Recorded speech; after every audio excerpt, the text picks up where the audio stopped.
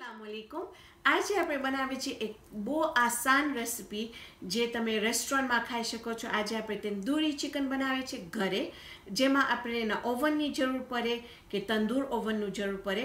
અહીંયા આપણે ખાલી આપણું ચૂલા ઉપર આપણું ફ્રાઈંગ પેનમાં આપણે આ ચિકન બનાવશું।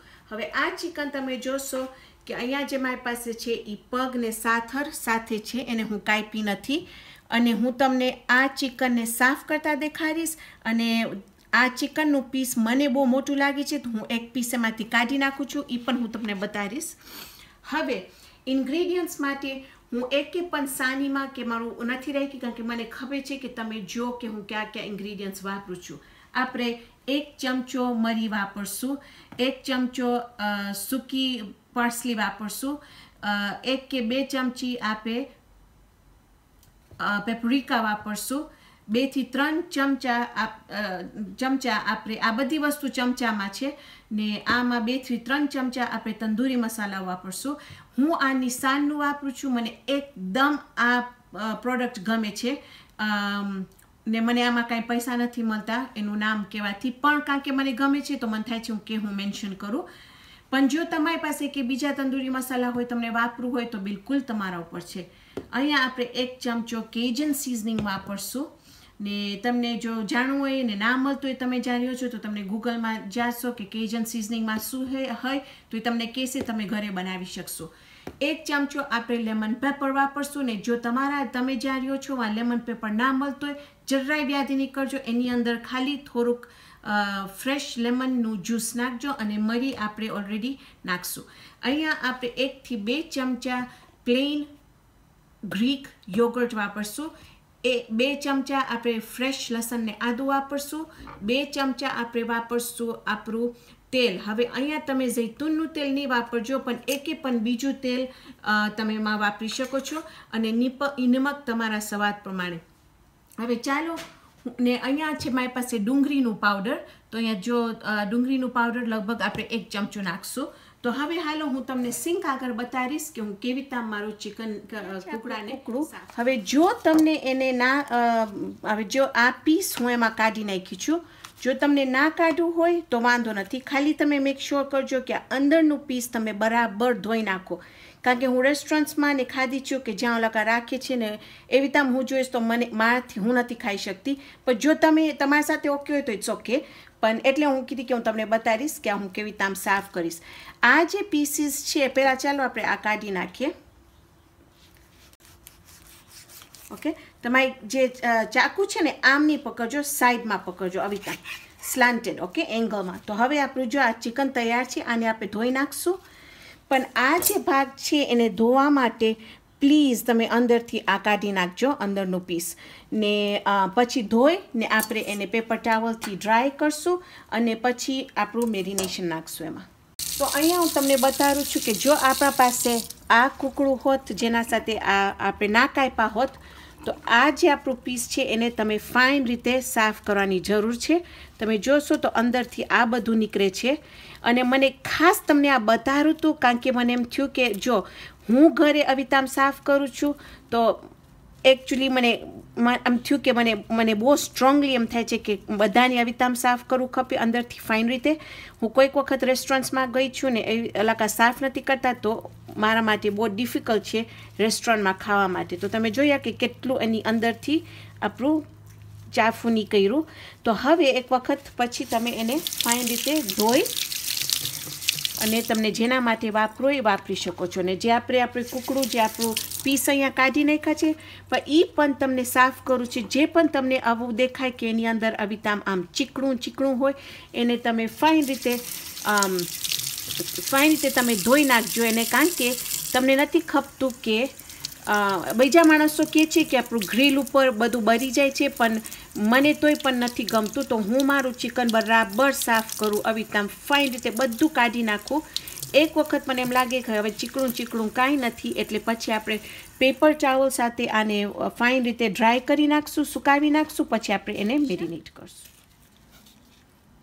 जिंजर और गार्लिक और लहसुन आदू,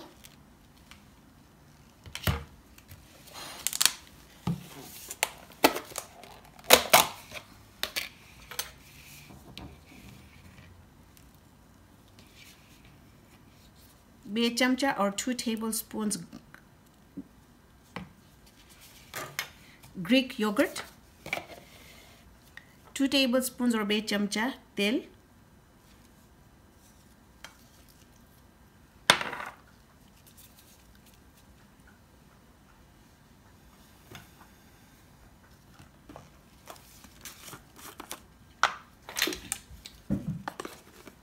ત્રણ ચમચા और 3 tablespoons કિસાન તંદૂરી મસાલા,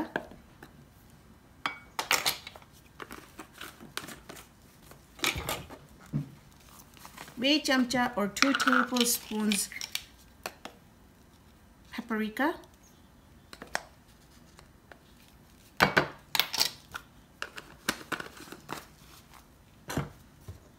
1 tablespoon और 1 चमचो Cajun seasoning,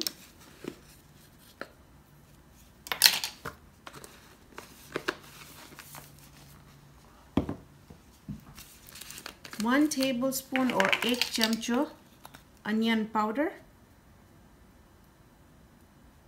કાં તો ડુંગળીનું પાવડર,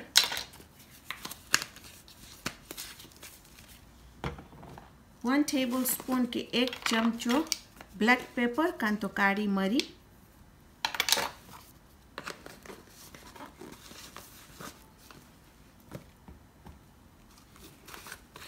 1 चमचो और 1 tablespoon lemon pepper,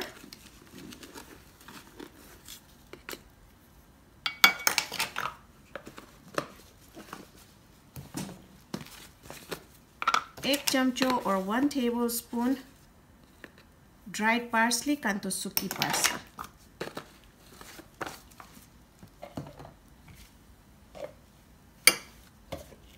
નમક તમારા સ્વાદ પ્રમાણે or salt to taste.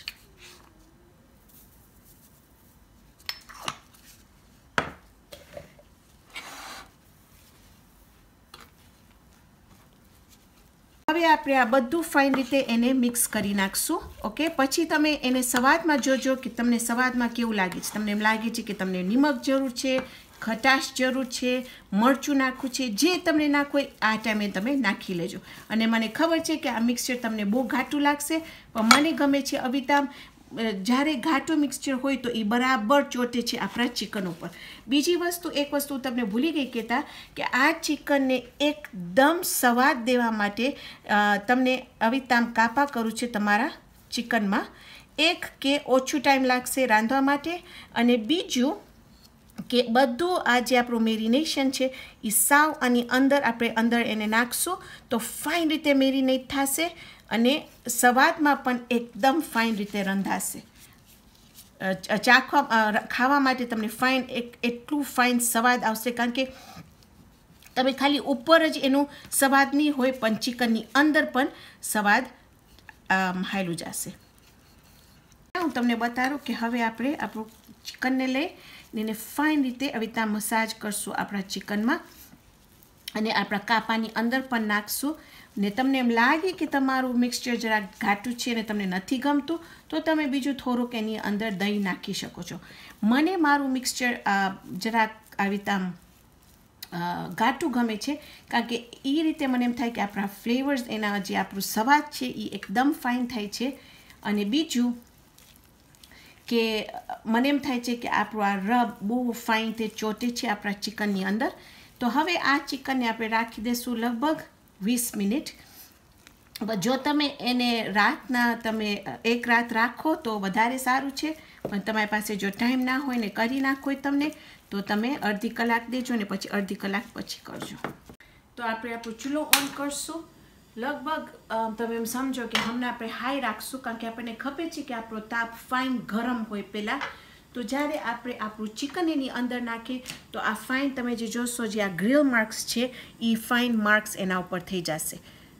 તો અહીંયા હું થોડુંક તેલ નાખી છું, તમે જોશો અહીંયા કે ખપે છે કે જરાક ફાઇન રીતે ગરમ થાય. એક વખત ગરમ થશે એટલે આપણે શરૂ કરશું આપણું ચિકનને એની અંદર નાખવા માટે. એટલે આપણે જૈતુનનું તેલ નથી વાપર્યા, કારણ કે જો આપણે જૈતુનનું તેલ વાપરશું અને જો બહુ ગરમ તેલ બહુ ગરમ થઈ જશે તો સારું નથી આપણા હેલ્થ માટે. એટલે મને એમ લાગે છે કે હવે ફાઇન રીતે ગરમ થવા આવ્યું છે. ને જે આપણે આપણા કાપા કર્યા હતા એ સાઈડ તમે નીચે નાખજો પહેલાં.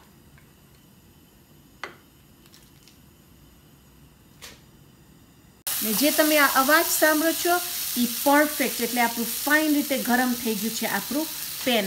ને એક વખત આ એક સાઈડ ફાઇન રીતે થઈ જશે પછી આપણે એને ફરાવશું, પછી આપણે ઢાંકીને રાંધવા દેશું તો કપ ફાઇન રીતે અંદર સુધી પાકી જાય.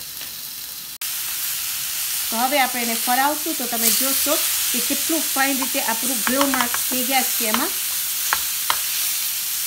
હવે આપણે તાપને ઓછું કરશું સાવ. આટલાથી આપણે આટલું રાખશું મીડિયમ લો ઉપર, પછી આપણે એને અહીંયા રાખી અને એને ઢાંકી નાખશું. તો શું કે આપણું ચિકન અંદર સુધી પાકી જાય.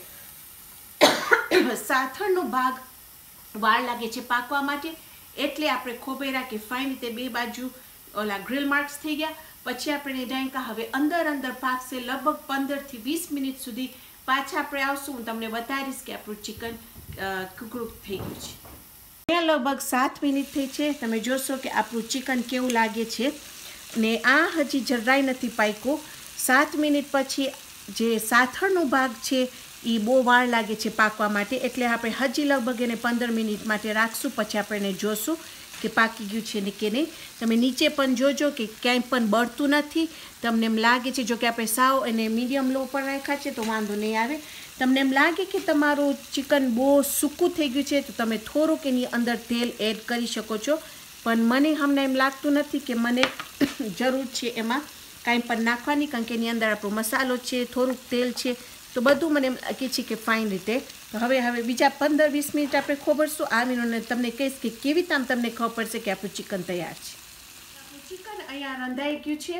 લગભગ અડધી કલાક હું રાખીએ ને તો તમે જોશો કે બધું પાણી સુકાઈ ગયું છે. હવે હું સાવ એને જરાક લો રાખી લઈશ અને હું તમને તમને કહું છું કે બળી ના જાય. મને તમને કહું છું કે કેટલી વાર કેવી રીતે મને ખબર પડે છે કે થઈ ગયું છે. હવે તમને જેવી રીતે તમે 30 મિનિટ રાખશો અને બીજા 7 મિનિટ, તો લગભગ 45 મિનિટ. પણ તમે જોશો કે અહીંયાથી આપણું કૂકડું જરાક આપણા બોનમાંથી કે હાડકામાંથી નીકળવાનું શરૂ થઈ ગયું છે, એટલે મને ખબર છે કે ફોર શ્યોર આપણું ચિકન થઈ ગયું છે. પણ લેટ્સ સે કે તમે શ્યોર ના હો, કાં તો તમને ખબર હોય કે કેવી રીતે તમે શ્યોર કરી શકો છો. તમે થર્મોમીટર લઈ શકો છો, જે આપણું જાડામાં જાડું પીસ હોય ચિકનનું, એની અંદર તમે નાખજો તમારું થર્મોમીટર અને તમારું જે નંબર છે એ 165 હોવું જોઈએ તમારું ચિકનનું ટેમ્પરેચર. ને આપણું હું જ્યારે ટેસ્ટ કરી ત્યારે 165 થઈ ગયું હતું, પણ આપણે ખબરશું કે પક્કા 165 પહોંચે.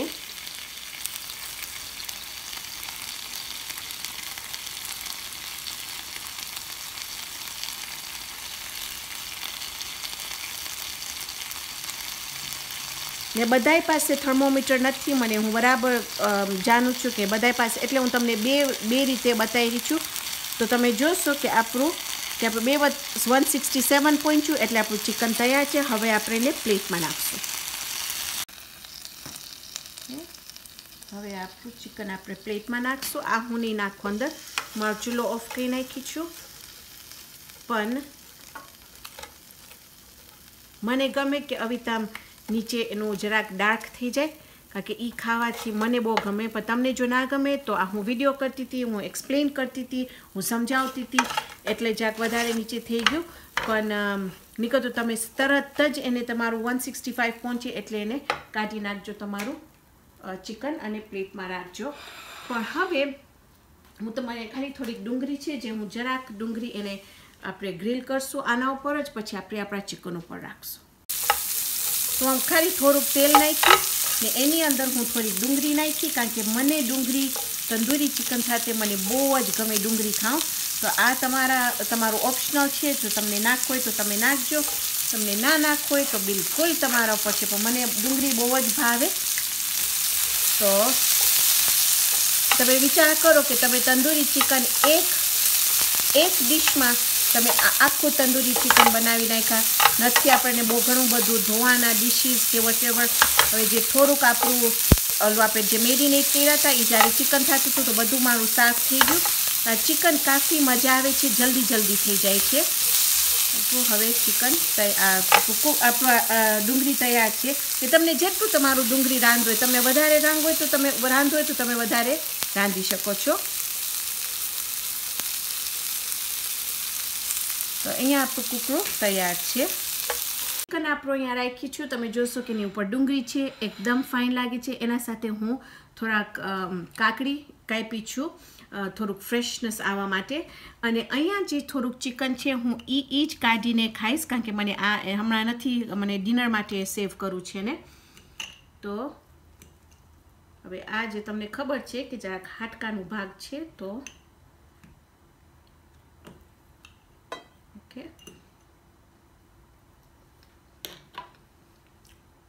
આ ને ડુંગળી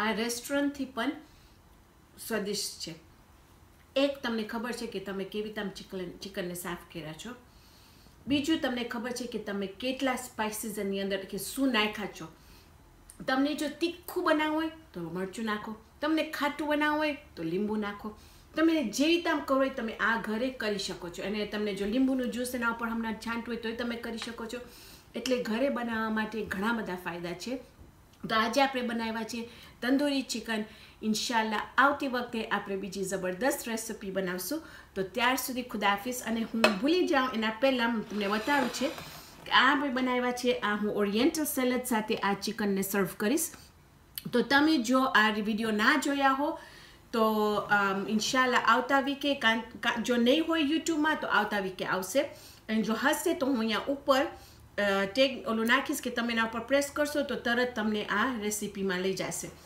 તો ઇન્શાલ્લાહ આવતી વખતે આપણે જોશું આપણે તમને